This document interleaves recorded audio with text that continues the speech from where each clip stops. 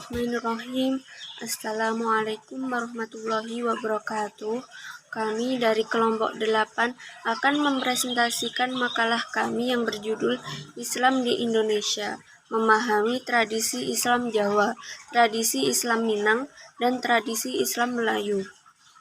Baik, yang pertama saya akan menjelaskan tentang tradisi Islam Jawa.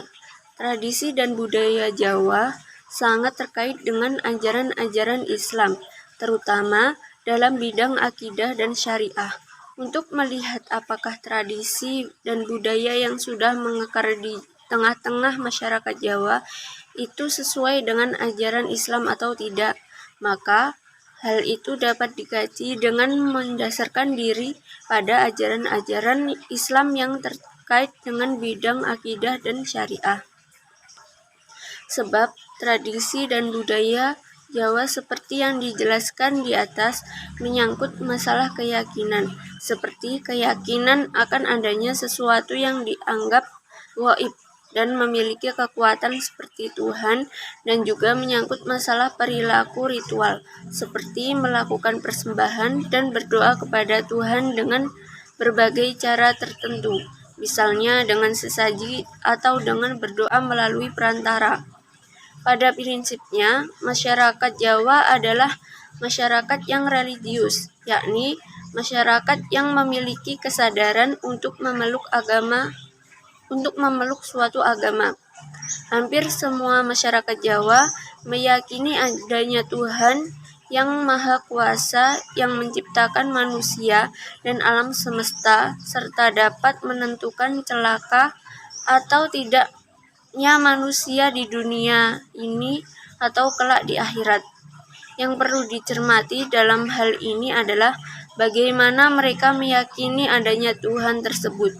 Bagi kalangan masyarakat Jawa yang santri, hampir tidak diragukan lagi bahwa yang mereka yakini sesuai dengan ajaran-ajaran akidah Islam. Mereka meyakini bahwa tidak ada Tuhan yang berhak disembah selain Allah, dan mereka menyembah Allah dengan cara yang benar. Tradisi dan budaya masyarakat Jawa yang lain yang perlu dikaji di sini adalah yang terkait dengan perilaku ritual mereka. Masyarakat Jawa yang abangan juga memiliki tradisi ziarah makom orang-orang tertentu dengan tujuan untuk mencari berkah atau memohon kepada para ruh leluhur atau orang yang dihormati agar memberikan dan mengabulkan apa yang mereka minta. Selanjutnya akan dijelaskan oleh teman saya, yaitu Mbak Yulinawati. Terima kasih. Assalamualaikum warahmatullahi wabarakatuh. Di sini saya akan melanjutkan penjelasan dari teman saya, yaitu akan membahas tentang tradisi Islam di Minang. Nah, sejarah Islam di Minang sendiri itu yaitu pertama kali surau didirikan oleh Syekh Burhanuddin, murid dari Syekh Abdur Raub bin Ali dari Singkil. Hal tersebut terjadi kira-kira tahun 1646 Masehi sampai 1690 Masehi. Surau pertama tersebut didirikan di Kampung Ulakan. Disinilah beliau mendidik dan mengajar beberapa orang pemuda untuk meneruskan ajaran Islam di Minangkabau. Nah, agama Islam masuk ke Minangkabau melalui dua arah, yaitu yang pertama dari Malaka melalui Sungai Siak dan Sungai Kapar lalu ke pusat Minangkabau, dan yang kedua yaitu dari Aceh melalui pesisir barat. Pendidikan memiliki peranan penting dalam mewariskan nilai-nilai kebenaran yang diyakini oleh suatu generasi ke generasi berikutnya. Nah, demikian dengan adanya ajaran Islam, pendidikan dalam konteks Islam bisa disebut sebagai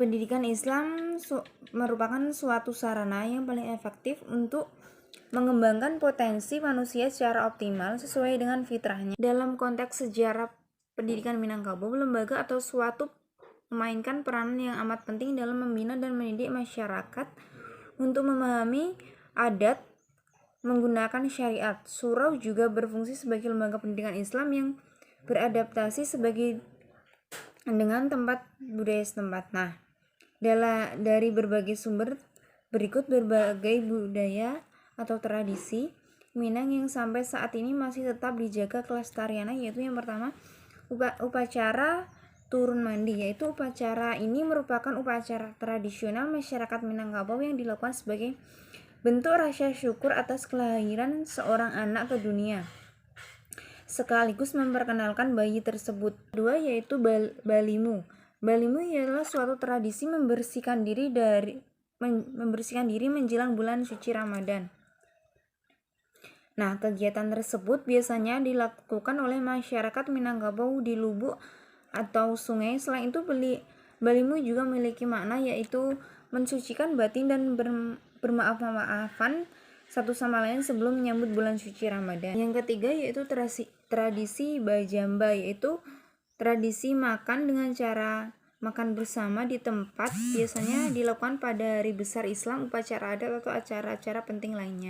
Poin keempat yaitu Bataga Panghulu, yaitu tradisi masyarakat Minangkabau hidup dalam budaya bersuku dan berkaum. Setiap suku biasanya memiliki seorang penghulu suku atau datua. Ketika sebuah suku atau kaum mengangkat pemimpin kaumnya yang baru, maka diadakanlah upacara Bataga Panghulu. Dan yang kelima yaitu Bataga Kudo-Kudo, merupakan suatu tradisi masyarakat Minangkabau dalam membangun rumah. Upacara Bataga Kudo-Kudo sendiri dilakukan saat sebuah rumah baru akan dipasang kudo-kudo, biasanya dengan mengundang orang-orang kampung dan sanak famili. Yang keenam yaitu Tabiu, merupakan tradisi masyarakat permainan Sumatera Barat untuk memperingati meninggalnya cucu Nabi Muhammad yaitu Hasan dan Husain. Dan yang ketujuh yaitu Pancu Jawi, yaitu tradisi unik ini menjadi favorit dari suku Sumatera Barat adalah Pancu Jawi, merupakan tradisi yang dilakukan masyarakat tanah datar, khususnya masyarakat di Kecamatan Sungai Tarap, Rambatan, Limo, Kaum, dan Paringan. Pancu Jawi mirip dengan karapan sapi menggunakan sawah yang kering. Makna Pancu Jawi sendiri yaitu menggunakan sawah yang basah dan berlumpur.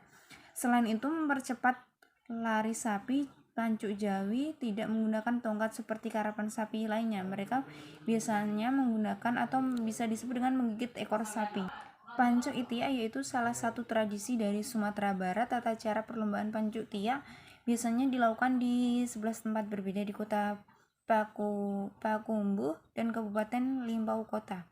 Mungkin itu dari saya yang dapat saya sampaikan. Selanjutnya akan dilanjutkan oleh teman saya. Terima kasih. Assalamualaikum warahmatullahi wabarakatuh. Baiklah, di sini saya akan melanjutkan penjelasan dari teman saya sebelumnya, yaitu mengenai tradisi Islam Melayu. Nah, agama Islam masuk ke tanah Melayu tidak dalam kekosongan budaya, melainkan kaya akan budaya-budaya nenek moyang yang sudah mendarah daging seperti warna dasar negara Indonesia. Nah, kemudian apa saja sih beberapa tradisi Islam Melayu? Di sini saya akan menyebutkan beberapa saja gitu, karena jika kita sebutkan tradisi, jika kita membahas mengenai tradisi, maka akan banyak sekali yang muncul. Nah, beberapa di antaranya adalah satu, tradisi petang megang. Nah, petang megang ini sesuai dengan namanya, yaitu petang yang artinya itu sore dan megang itu artinya permulaan. Jadi tradisi ini itu untuk menyambut bulan Ramadan dan dilaksanakan sebelum bulan Ramadan. Seperti itu. Selanjutnya ada mandi Balimau Kasau. Nah, mandi Balimau Kasau ini adalah adat khusus untuk menyambut bulan suci Ramadan juga. Nah, acara ini berlangsung sehari sebelum bulan puasa dimulai.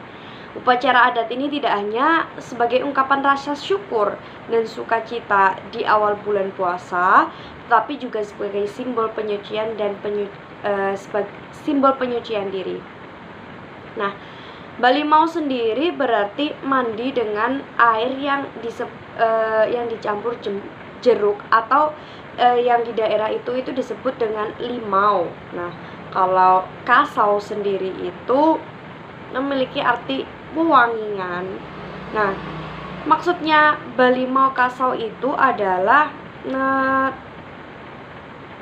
jadi tradisi ini itu dipercaya mampu menghilangkan segala macam iri dan dengki sebelum puasa dimulai. Intinya untuk menyucikan kepercayaan mereka itu untuk menyucikan diri sebelum bulan puasa hadir atau bulan Ramadan hadir. Yang ketiga itu ada jalur pacu atau Kuantan Sangingi. Nah, di Kabupaten Kuantan Sangingi, Riau, masyarakatnya memiliki tradisi yang mirip dengan lomba dayung. Tradisi jalur pacu dilakukan di sungai-sungai Riau dengan perahu tradisional dan seluruh masyarakat akan berkumpul untuk menyambut acara tersebut.